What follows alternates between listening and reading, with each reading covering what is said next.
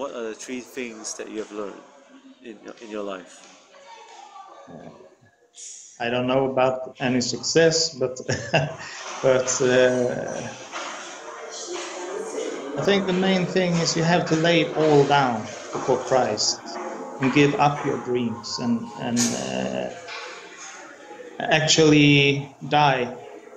You have to die for yourself and live for Christ and the Lord, and let Him make all decisions and let Him guide your way. And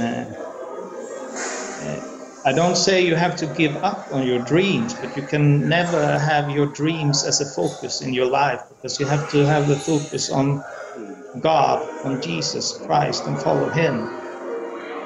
You know, how about Jesus your said, yes. How about your dreams? How did you come to Christ yourself? Yeah, that's a good question, because I never know, but I lived, I had a background with a very lukewarm Christianity.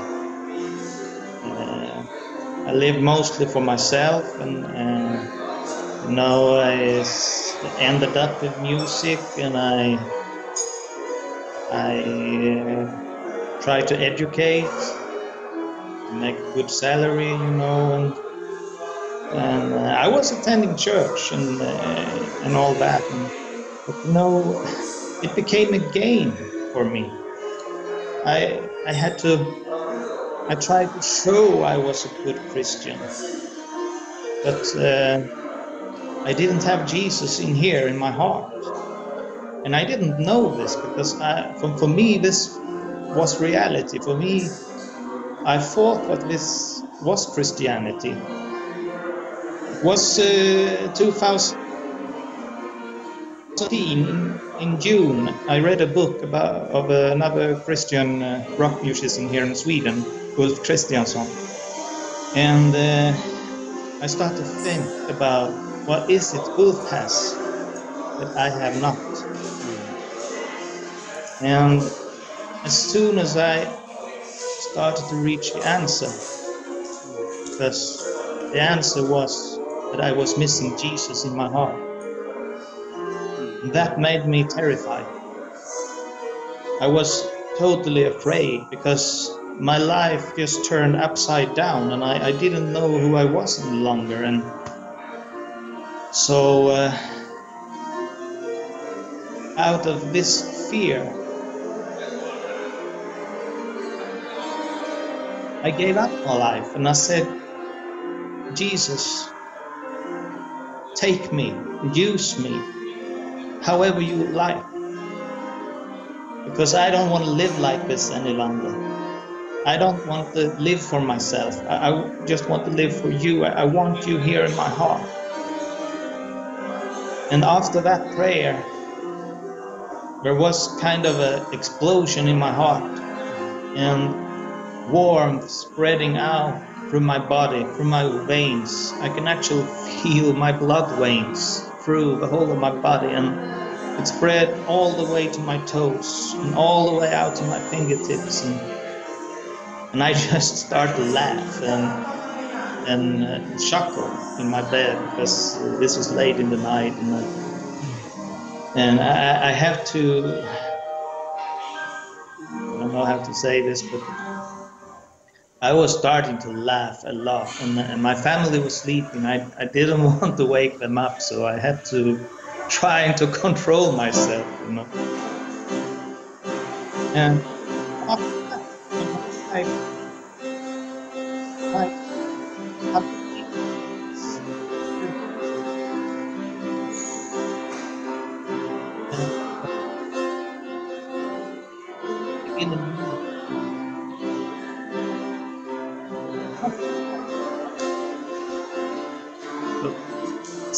this my old band.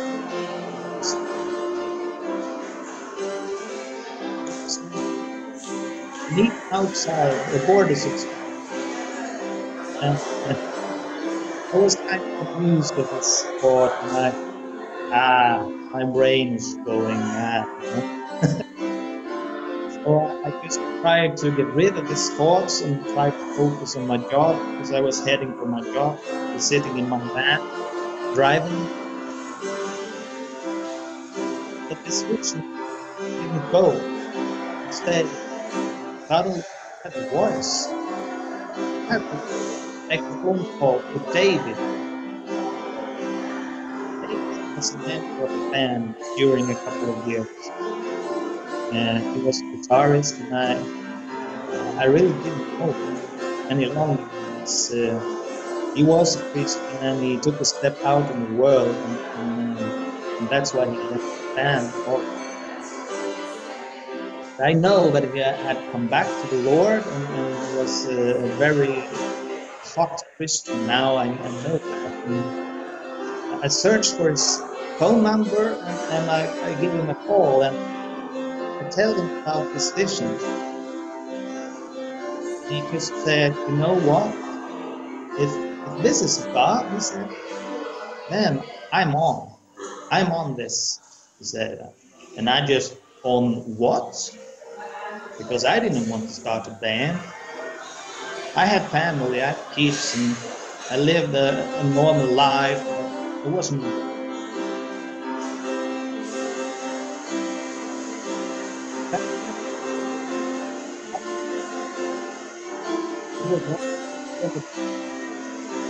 Held out this vision for him, and he just responded, "How odd," he said, "because I had a similar experience just in this," he said. So, wow. Hey, God has something on here. Something's on. He really did. Yeah, I had dreams. I had dreams when I was a teenager of being a rock musician and playing everywhere, but this was over for me. This was finished, and so I just think this is too crazy. It can't be, and I continue to say this to God. Be.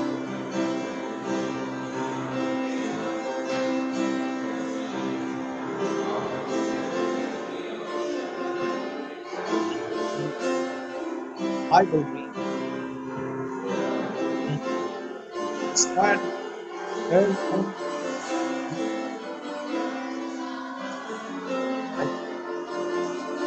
yeah. The first time I opened this Bible,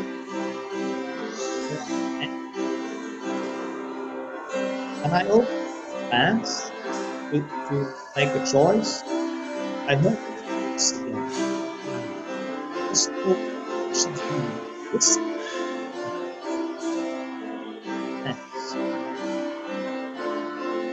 okay, said free, and then it's God in between the lines in the Bible, not the text I was reading, but in the lines spoken as I read. And he started to tell me, do this, you should start the band, and show me things, how it would be and how it can be, and everything. And I just said, "You're crazy. Oh, I'm too old. You should be a teenager to start a band." And now I'm 40 years old, and I was 37. So I'm almost 40, we can start a band. This continued for several days, and I argued with God. Every single morning I got a straight answer for my argue. Still straight answer. But, for example, this with age, I was talking to God about my age for the whole day, and the morning after, the first thing I read in the Bible was, not even Abraham How I don't remember how to put this in English. You know, not even Abraham denied, although he was nearly 100 years old. Do you get the point? Huh? Yeah, that's right. Yeah, and so this continued. There's many different areas that I was arguing with God, and the last day I felt that God just stamped his feet and said, "The one that I have chosen shall go." And that was the end of discussion. So I just said, okay, I give up.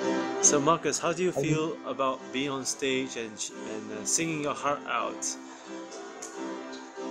Yeah, it's great. It's great because we are doing this for the Lord, and we are not out to be any. We don't want to be stars, no. All we do is worship God and give Him the honor and draw people to the kingdom of God. That is our only purpose. And if we are going in any other direction, we can just cut up immediately.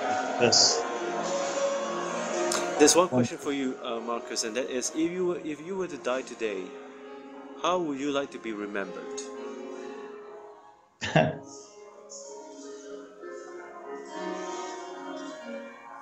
I want to be remembered as one who finally got home, finally found the Father.